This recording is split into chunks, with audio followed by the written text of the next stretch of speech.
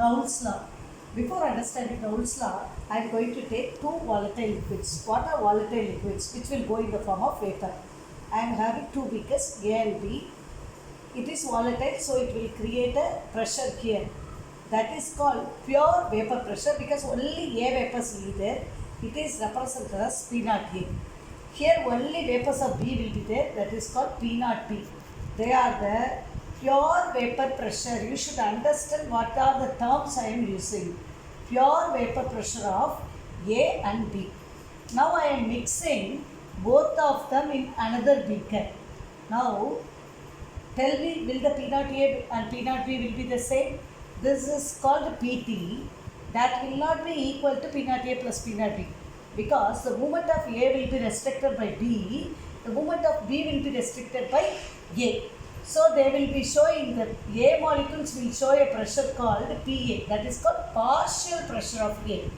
Likewise, B molecules will show a partial pressure that is called PB.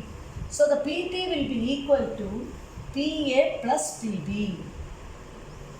So what Raoult's law says, partial pressure of a component in a solution is directly proportional to its mole fraction. Partial pressure of a component in a solution is directly proportional to its mole fraction. So Pa is directly proportional to Ka, Pb is directly proportional to Kb. So in order to remove the proportionality sign, I am writing a word P naught A Chi A. So Pb is equal to P naught B Chi B. What is Pa? Partial pressure of A. What is Pb? Partial pressure of B. What is P naught A? Pure vapor pressure of A. P naught B?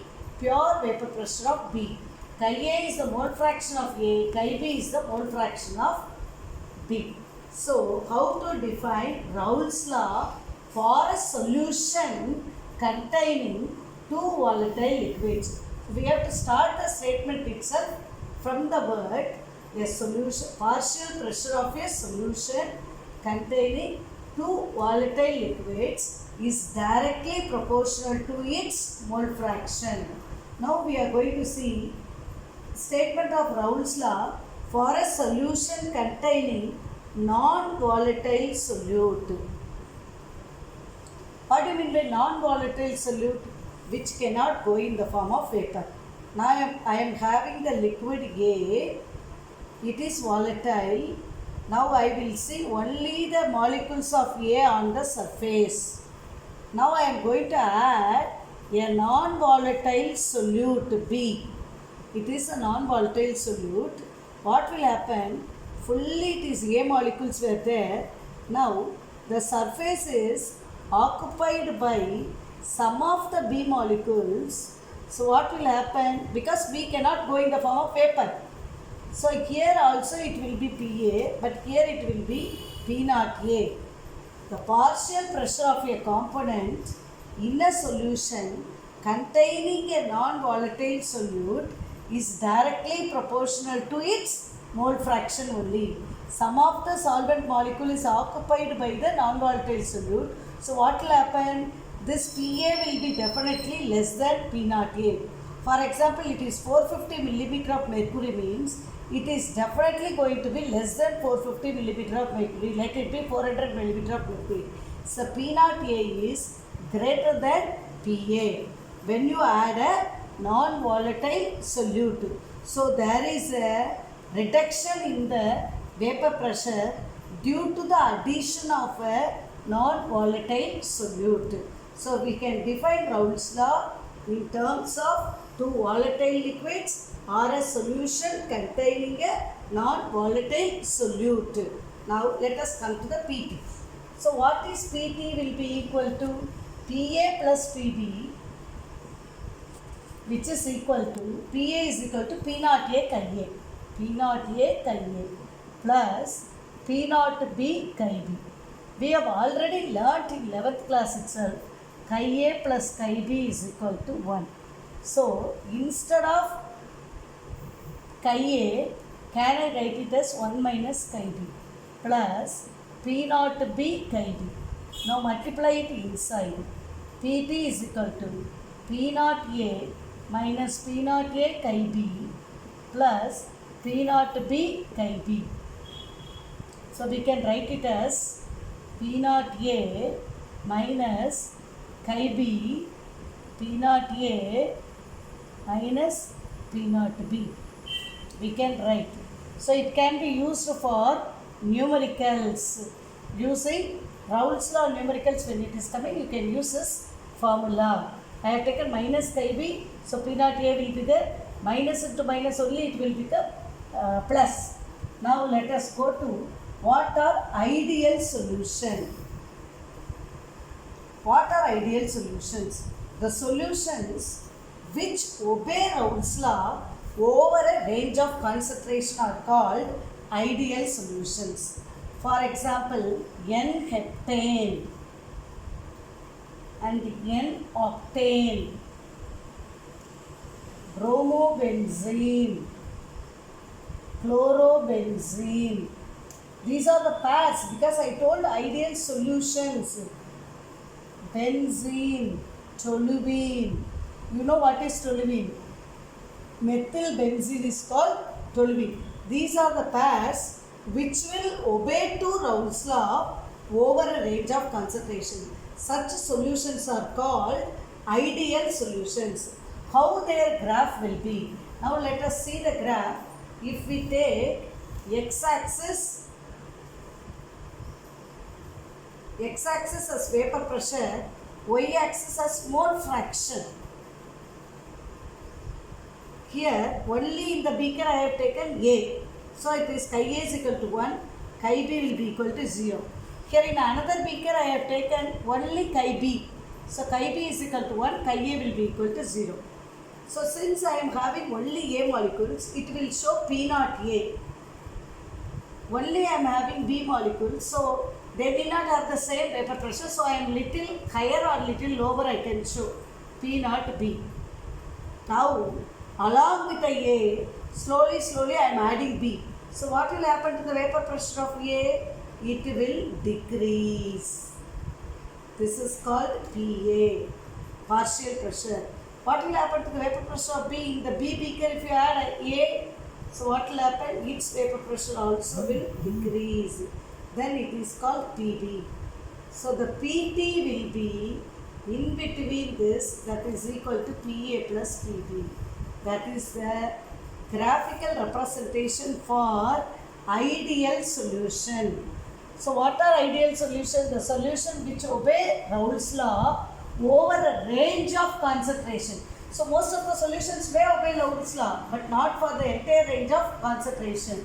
This is a graphical representation for ideal solution. Why they are behaving ideally? Why not other solutions are behaving ideally?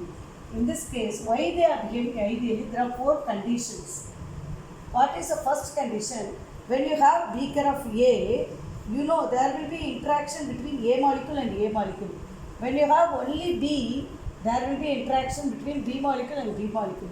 When you mix them, A and B, there will be interaction. So this AA interaction, solute-solute interaction, must be equal to solvent-solvent interaction, which is also equal to solute-solvent interaction. Then it is ideal solution. During their mixing, A beaker and B beaker, the solutions are mixed. When they mixed, there will be no change in volume. So change in volume will be equal to 0. If you take 10 ml, 10 ml, it will be 20 ml. Neither it will be less than 20 or more than 20. So delta V mixing is equal to 0. Next, delta H mixing.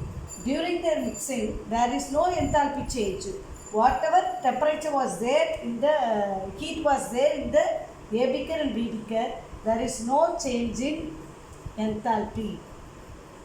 Then this example, I have already told benzene and toluene. These are the 3 conditions and one example pair you can remember for which solution? Ideal solution. Whenever you say ideal, definitely there will be some solutions which are non-ideal. Yes. So this non-ideal solution can be Either they can show positive deviation or they can show negative deviation. How to show the positive deviation? The AA interaction is equal to the BB interaction, which is greater than AB interaction. So here the interaction is more, here the interaction is less, here it is more. So since these two are more and this is less, they do not want to be together all the time. A will leave B and go in the form of vapor. B will leave A and go in the form of vapor. So what will happen? Vapor pressure will be here. Again, PA will be equal to P naught A chi A. PB will be equal to P naught B chi B. PT will be equal to PA plus PB. This we have seen already. This is what is Raoult's law.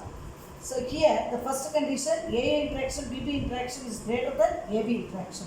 Second one, when you see the delta V mixing, change in volume during mixing will be greater than 0. Delta H mixing will be greater than 0. You know greater than 0 means it is positive.